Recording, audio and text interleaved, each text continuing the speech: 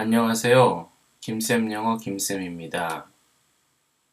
김쌤 영어 네이버 블로그에 있는 글을 김쌤이 직접 낭독해드리면 더욱 이해하기 쉬울 거라는 생각에 녹음 파일을 올립니다.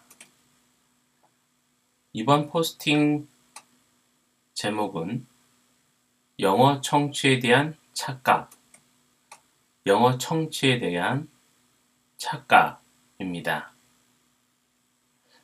안 들리는 이유가 무엇일까요? 안 들리는 이유를 알기 위해 들리는 이유를 알아야 합니다.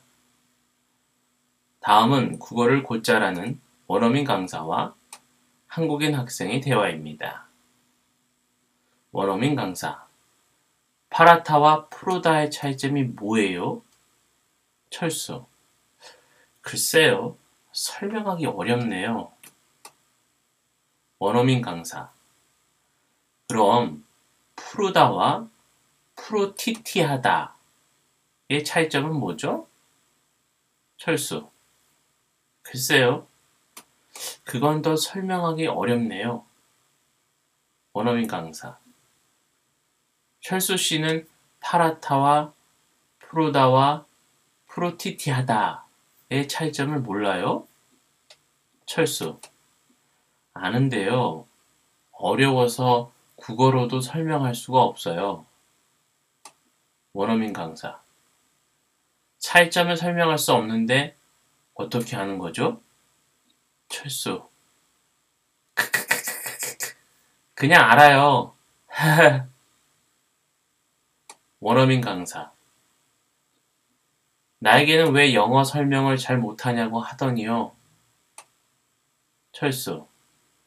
듣고 보니 그렇네요. 이 원어민 교사와 영어 학습자 철수와의 대화를 통해 무엇을 알 수 있습니까? 철수가 받은 질문을 우리는 대답할 수 있습니까? 느낌으로는 알지만 그것을 설명하려면 곤란하지 않습니까? 영어가 아니라 국어로 설명하라고 해도 푸르다와 프루티티하다의 차이점을 어떻게 설명할 수 있을까요? 우리는 알면 설명이 가능할 것이라는 착각의 오류에 빠져있기 쉽습니다. 이 점을 아는 것이 외국어 학습에 매우 중요합니다. 왜 그렇습니까? 우리는 네이티브가 영어로 말하면 그것을 이해하고자 노력합니다. 그런데 이것이 문제라는 말입니다. 왜 이해하고자 노력하는 것이 문제일까요? 이해한다는 개념을 우리는 외국어와 관련해서는 국어로 바꾸어 설명할 수 있다와 동일시한다는 데 있습니다. 사실 국어 낱말의 차이점을 모국어인 국어로 설명하라고 해도 못하는 것이 수두룩한데도 외국어와 관련해서는 영어를 국어로 설명할 수 있을 때 이해한다고 생각합니다. 사실 이것은 불가능할 경우가 많은데도 말입니다. 사실 영어를 국어로 바꾸어 이해하게 되면 문제가 됩니다. 예를 들어 보겠습니다. 철수 여자친구 영희가 철수에게 오빠, 이번 주말에 뭐 할 거예요? 영희, 겨울왕국 애니메이션 보고 싶어요. 라고 말합니다. 이것을 지켜본 시카고 출신 백인 청년 친구 닉은 오빠를 브라더로 바꾸어 이해했기에 철수가 영희의 친오빠라고 생각합니다. 얼마 후 닉에게 철수와 영희의 결혼식을 알리는 청첩장이 날라옵니다. 닉은 생각합니다. 한국은 근친상간이 허용된 나라구나. 결혼식에 간 닉은 철수에게 물어봅니다. 여동생하고 결혼하니까 좋아? 철수는 말합니다. 응, 당연하지. 닉이 말합니다. 나라면 여동생하고 결혼하지 않겠어. 이 말에 철수는 기분이 상해서 이렇게 말합니다. 그럼 넌 누나하고 결혼할 거야? 어떤 오류가 이런 문제를 초래하게 되었습니까? 닉이 오빠를 brother로 바꿔 이해하였기 때문입니다. 우리는 네이티브가 말하는 영어를 이해하고자 국어로 바꿉니다. 그런데 이것이 위와 같은 오류를 범하게 만드는 것입니다. 그러면 어떻게 해야 합니까? 푸르티티하다의 정확한 설명은 푸르티티하다입니다. 소리 파동이 바로 그 단어의 의미입니다. 왜 그렇습니까? 언어는 소리나 모습을 흉내내는 것이 주를 이룹니다. 코가 긴 모습을 형상화한 코끼리, 목이 긴 모습을 형상화한 기린, 살금살금, 엉금엉금, 깡총깡총, 멍멍, 야옹 등등 대부분의 말들은 모습이나 소리를 음성으로 흉내낸 것입니다. 그리고 이것을 느끼는 것이 바로 이해입니다. 음식을 전혀 만들 수 없는 어린 유아도 라면을 먹고 맛을 느끼는 것처럼 우리의 귀는 음성을 듣고 파동을 느낌으로 분별해냅니다. 이것은 저절로 되는 것입니다. 유아가 국어로 라면의 맛을 설명하지 못한다고 해서 라면의 맛을 느끼지 못하는 것이 아닌 것처럼 영어를 듣고 국어로 바꾸지 못한다고 해서 영어를 이해하지 못하는 것이 아닙니다. 사실 이것, 영어를 국어로 또는 국어를 영어로 똑같은 의미로 바꾸는 것은 이중 언어를 구사하는 분들에게도 매우 힘든 것입니다. 우리가 모국어인 국어로도 국어를 설명하지 못한다면 어찌 영어를 국어로 모두 설명할 수 있겠는지요? 이것은 그간 학교에서 영어를 국어로 바꾸어야만 하는 영어 시험을 보면서 세뇌된 것에 따른 인지 오류입니다. 프리티티하다는 프로티티하다일 뿐인 것으로 언어는 파동 자체가 음식의 맛처럼 느낌입니다. 그 느낌을 느끼도록 귀와 심포를 훈련하는 것이 바로 모국어 습득 과정에서 자동으로 이루어집니다. 그렇다면 우리는 아기도 아니고 여기는 미국도 아닌데 어떻게 해야 합니까? 아이러니하게도 아기도 아니고 여기가 미국도 아니기에 더 유리한 점이 많습니다. 왜냐하면 우리는 아기보다 IQ가 높아서 스마트폰으로 모르는 단어를 검색할 수 있습니다.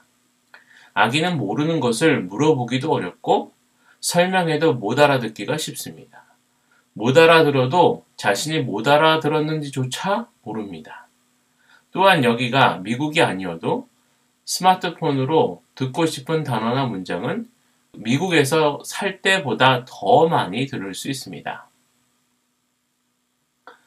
사실은 성인은 착각의 오류에서 벗어날 수만 있다면 아기가 아니어도 미국에서 살지 않아도 더 쉽게, 빨리 영어를 아기보다 빨리 습득할 수 있습니다.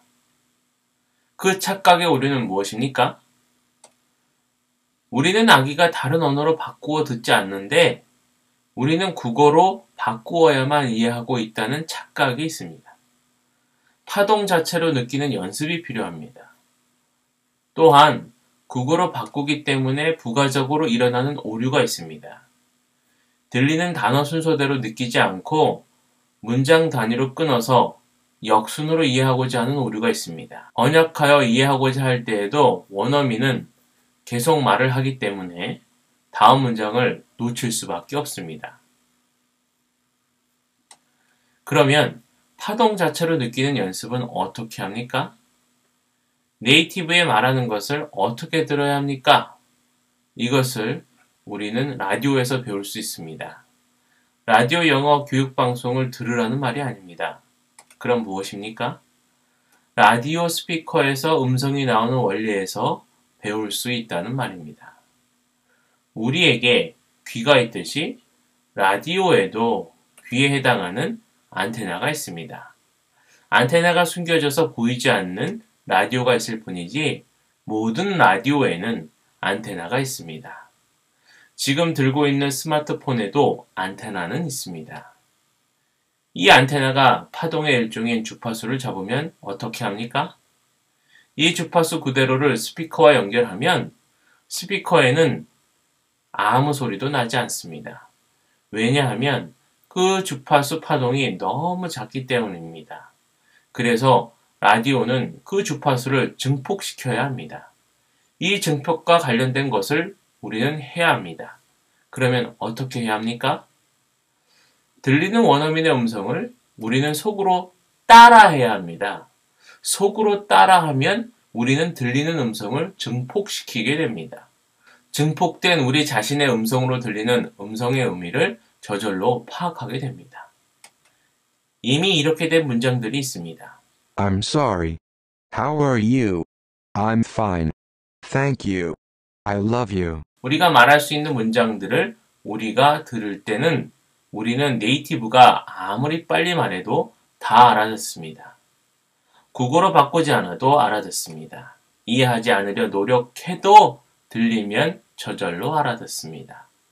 우리의 언어 이해 기관인 심포는 이렇게 설계되어 있습니다.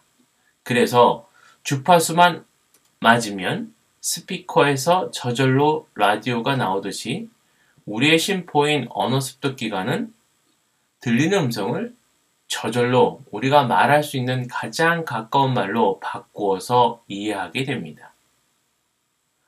그런데 따라할 수 없으면 증폭시킬 수 없습니다. 또한 따라할 수 있으려면 말할 수 있어야만 합니다. 따라서 우리는 이렇게 우리가 따라서 말할 수 있는 문장을 많이 심포에 넣으면 심포의 기능에 의해 저절로 속으로 따라함으로 인해 증폭되어 자동으로 이해하게 됩니다. 이것은 자동차 경적 소리인 빵빵이 들리면 저절로 갓길로 피하는 것과 같은 원리입니다. 이런 원리를 구현한 것이 바로 김쌤 영어 문답 영작 시즌 4이고 이 문답 영작을 저자인 김쌤이 온라인으로 직접 코칭하는 것이 바로 문답 영작 특별반입니다. 아직 경험하지 못하셨다면 문답 영작 특별반 시즌 3 10회까지 무료 이용이 경험해 보시기 바랍니다.